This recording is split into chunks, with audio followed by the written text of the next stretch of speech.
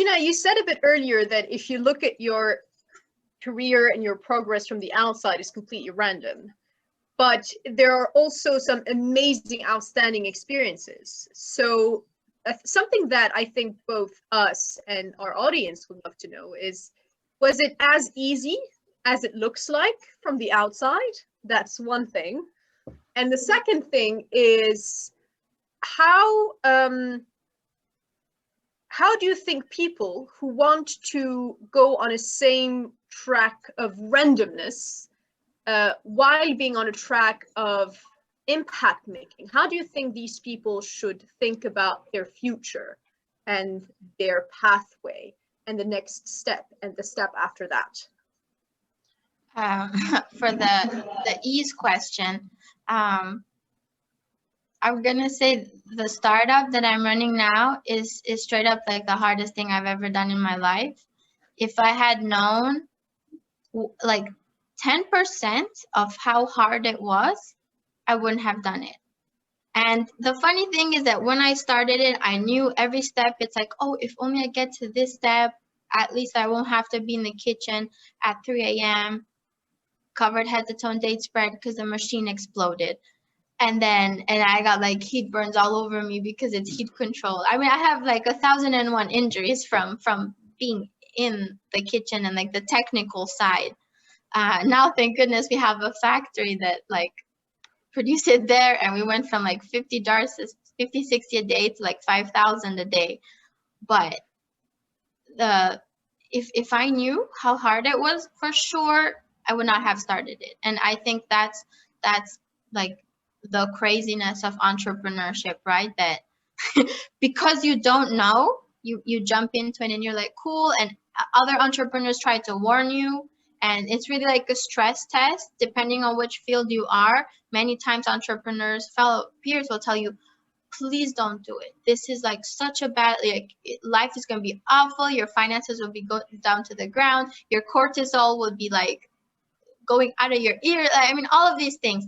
And if those horror stories still don't deter you and you still try doing it and you get into it, that's like, it shows that you really want to do this and you're really passionate and you're crazy enough to continue it. So the entrepreneurship, the startup right now, it's a million times harder. Of course, on the outside, what we put out most, although I put a lot of like things about being vulnerable, about things that didn't work out, it's still hard to capture on camera that exact moment, right? Because sometimes it's so much of a crisis. So I'm gonna say people see like less than 5% of the problem, and it's extremely difficult. The other projects, many were very hard, like the virtual reality project. The hardest part wasn't even the technical side. It was collecting the stories of refugees who had done the journey from Syria to Germany themselves. And I collected, like I was the one who collected all their narratives and compiled a common narrative.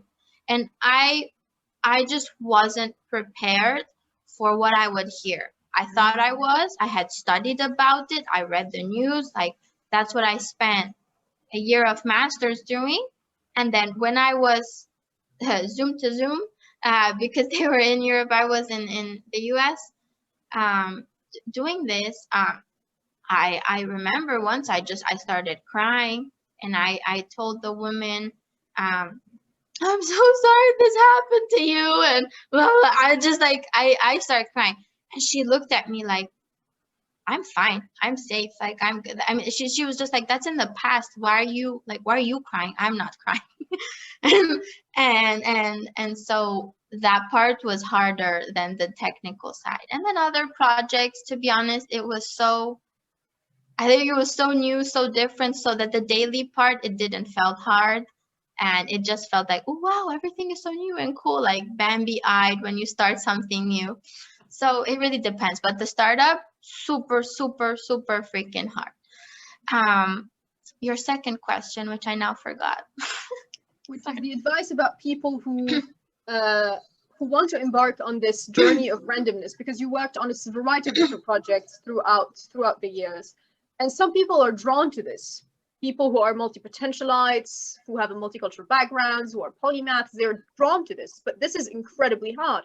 So what advice would you give them other than one, ignorance is bliss for the entrepreneur, and two, what was the second one? Ignorance is bliss, and crazy enough is a threshold. So we already have these two things, ignorance and crazy enough as a threshold. What else do you have? I think communication to others, because your journey, like if you did those things, it's because you're passionate, you loved it in that moment, that's what was right for you. And if people are polymaths, whatever you want to call it, that opportunity feels right at that moment, so you went for it.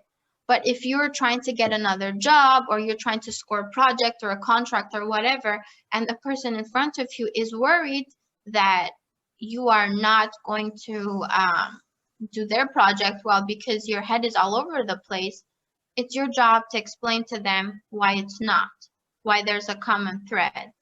And so while I was doing it, obviously I had no clue. But afterwards, after my master's, when I thought about jobs and everything, I thought, okay, I need to find a narrative in this. And I saw the narrative, which was business for social good.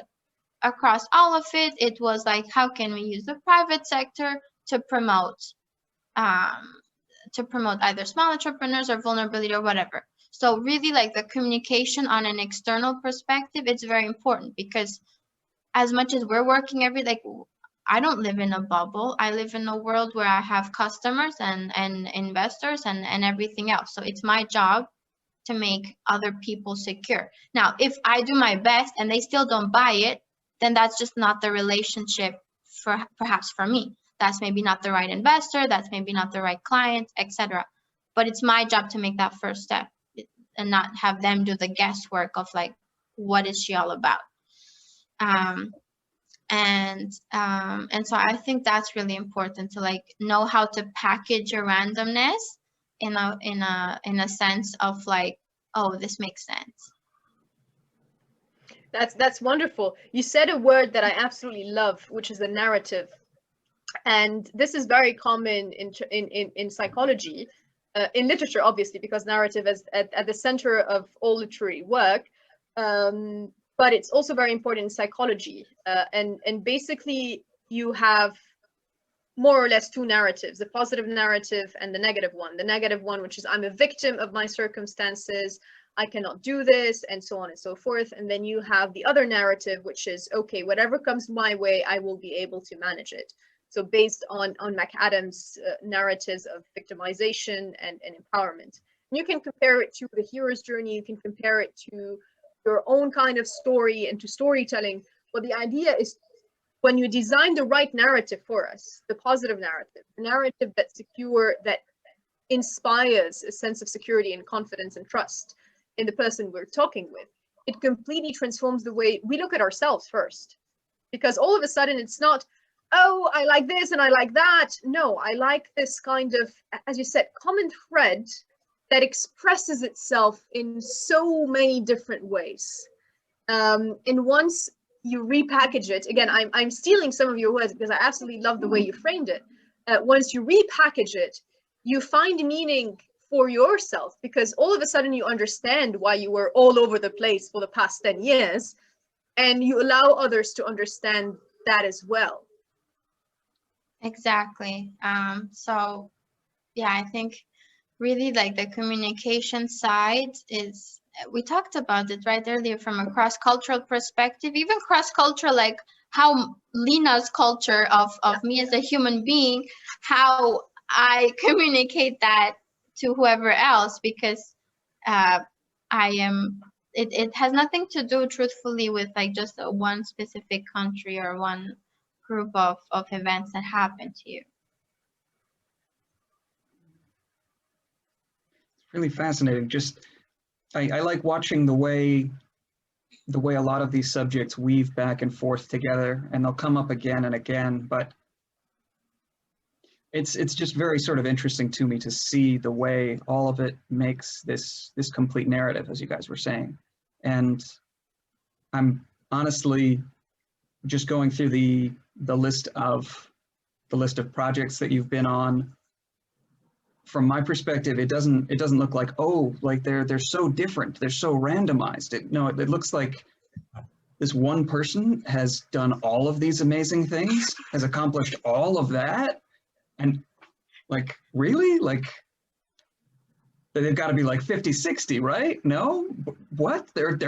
Are you kidding? This is amazing. Like, anybody doing a lot of the things that you've gotten through, I mean, I would just be incredibly, incredibly impressed by, but also describing a lot of the difficulties, describing a lot of what you've been through with it is fascinating, just amazing to me.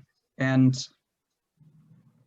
I'm absolutely overjoyed that we get the chance to talk to you about it and sort of go into this experience with you, because it should be celebrated. It is amazing. And I know that's my perspective on it, but I think it would be fantastic to be able to keep sort of celebrating that particular perspective that acts in a way as a cheerleader for you, because whether you need it or not, it's amazing. And I think that there are a lot of other people out there in the world who need to see that example and who need to understand that they're just as capable if they can sort of make this momentary alignment in their heads that the narrative doesn't have to be negative, that the narrative will have difficulties, but that things can be done and a support structure can be built.